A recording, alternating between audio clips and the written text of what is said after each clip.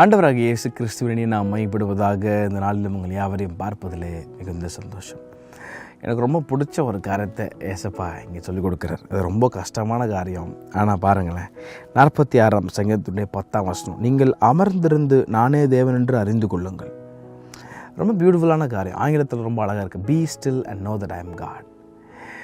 நீங்கள் அமர்ந்திருந்து அப்படின்னு சொல்கிறார் ஆண்டவர். நிறைய நேரத்தில் நம்ம ஜோம் பண்ணியிருப்போம், ஆண்டவரே இது எதாவது ஒன்று செஞ்சு போனீங்க ஆண்டவரே அப்படின்னும் போது, நீ பொறுமையாரு, நீ அமர்ந்துரு, கத்தருக்கு காத்துரு அப்படின்னு சொல்லுவார். அப்போ கத்தருக்கு காத்துரு, அமர்ந்துரு அப்படின்னா ஏதோ நம்ம சும்மா கிடக்கணும் அப்படின்னா ஒரு நாளும் பைபிள் மீன் பண்ணல. அவரை சார்ந்து இருக்கணும் என்பதை அவர் இங்கே ரொம்ப அழகாக சொல்கிறார். நீங்கள் அமர்ந்திருந்து, be still and know that I am God. இஸ்ரவேலர்களை கொண்டு போய் இப்போது செங்கடலுக்கு நேராக நிறுத்தியாச்சு. இப்போ வழியே இல்லை அந்த பக்கம். அப்போது ஆண்டவர் சொன்னார், நீங்கள் நின்று கொண்டு கர்த்தர் உங்களுக்கு செய்யும் ரட்சிப்பை பார்ப்பீர்கள். நீங்கள் சும்மா இருப்பீர்கள், கர்த்தர் உங்களுக்காக யுத்தம் பண்ணுவார். சும்மா இருப்பீர்கள். இன்னைக்கு ஆண்டவர் உங்களை பார்த்து சொல்கிறார், நீங்கள் சும்மா இருப்பீர்கள், சும்மா இருந்து நானே தேவன் என்பதை அறிந்து கொள்வீர்கள். சும்மா இருப்பீர்கள்னால் அப்படியே சும்மா கை கட்டு வேடிக்கை பார்த்துட்டு அப்படியே அமைதியாக ஜெபம் பண்ணாமல் நம்ம பாட்டுன்னு இஷ்டம் போல் போக்கலாம், அது கிடையாது. அமர்ந்த தேவ சமூகத்தில் காத்திருக்கிறவர்கள் ஒரு நாள் வெட்கப்பட்டு போனதாக சரித்திரமே இல்லை. அவர்கள் புதுபலன் அடைந்து உயரத்தில் எழும்புவார்கள். பாருங்கள், அந்த ஜனங்க நீ காத்திருந்தாங்க.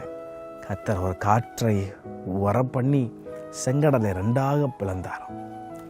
ஆமாம், இன்னைக்கு கர்த்தர் உங்களை பார்த்து சொல்கிறாரு, பி ஸ்டில், அமைதலாயிரு. உனக்கு விரோதமாக ஒருத்தன் எழும்பி பேசுகிறானா, உனக்கு விரோதமாக கூட்டம் கூடி காரியங்களை பேசுகிறாங்களா, பிஸ்னஸில், வேலை ஸ்தலத்தில், ஊழியத்தில் உனக்கு விரோதமாக பொய் சாட்சி சொல்கிறாங்களா, அங்கே நீ உன் நியாயத்துக்கு நீ எதுவும் பேச ட்ரை பண்ணாத. அங்கே இது எதுவுமே பண்ணி உன்னுடைய பலத்தில் எதுவும் ட்ரை பண்ணாத. விட்டுரு, ஆண்டர் சமூகத்தில் விட்டுரு. Be still and know that I am God.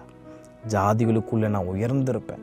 நீங்கள் அமைதியாக அவர்கிட்ட விட்டுட்டுங்கன்னா பாருங்களேன், அவர் உங்களுக்காக இறங்கி யுத்தங்களை அவர் செய்வார். அது மற்றவருடைய கண்களுக்கு ஆச்சரியமாக இருக்கும். கர்த்தர் அப்படிப்பட்ட ஒரு பயங்கரமான காரியத்தை செய்வார். நீங்கள் சும்மா இருந்தீங்கன்னா, நம்ம சும்மா இல்லாமல் நம்ம இறங்கி வேலை செஞ்சு அப்புறம் கர்த்தர் பாருங்கன்னு சொன்னால் அதில் ஒரு பெரிதான ஒரு எஃபெக்ட் இருக்காது.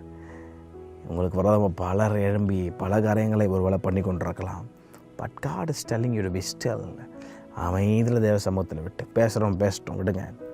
எரிச்சலாக இருக்கிற எரிச்சல் ஆகட்டும், உங்களுக்கு விரோதமாய் கூட்டங்கள் எழும்பட்டும், பொய் சாட்சி சொல்லட்டும். கர்த்தரவைகள் எல்லாத்தையும் ஒரு நாள் வெளிச்சத்துக்கு கொண்டு வருவார். அப்போ உங்கள் தலையை கர்த்தர் உயர்த்தி வைப்பார். Be still and know that I am God. இந்த நாள் முழுவதும் அதை அறிக்கை பண்ணுங்க. கர்த்தர் உங்களோட கூட பெரிய காரியங்களை செய்வார். கர்த்தர் தாமங்களை யாரையும் ஆஸ்வதிப்பாராக. ஆமென்.